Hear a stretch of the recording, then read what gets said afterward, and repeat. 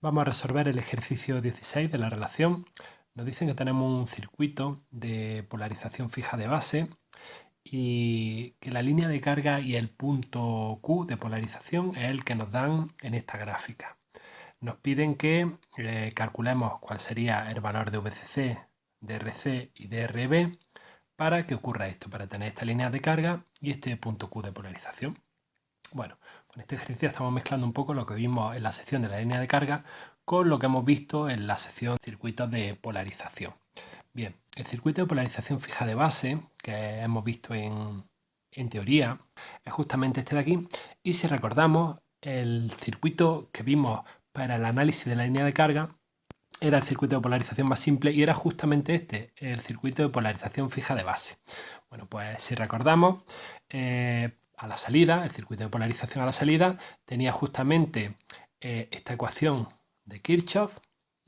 Esta era la ecuación con la que había que representar la línea de carga. Vemos que VCC, la tensión continua del generador, es igual a la tensión que cae en la resistencia RC, es decir, IC, la corriente colector por RC, más la tensión entre colector y emisor.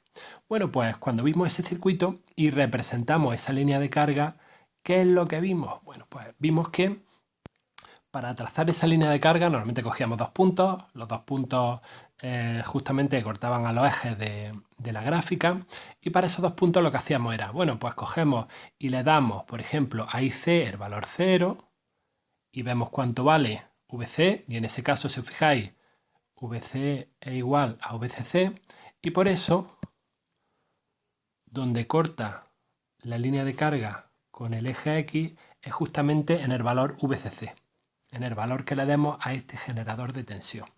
Bien, y por otro lado, si le dábamos a VC el valor 0, obteníamos que IC era igual a VCC partido RC.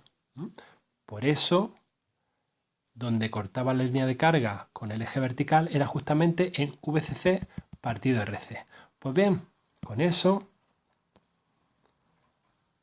¿qué sabemos ya de aquí? Si nos dan esta línea de carga, pues es muy sencillo averiguar lo que nos piden. Fijaros, este corte de aquí coincide justamente con el valor de VCC. Por lo tanto, ya sabemos que directamente VCC es igual a 20 voltios. Ya conocemos directamente el valor de VCC. Y por otro lado, vimos que el corte con el eje vertical era VCC partido RC, es decir, que VCC partido RC tiene que ser 10. Por lo tanto, de aquí obtenemos que si estos son 10 miliamperios,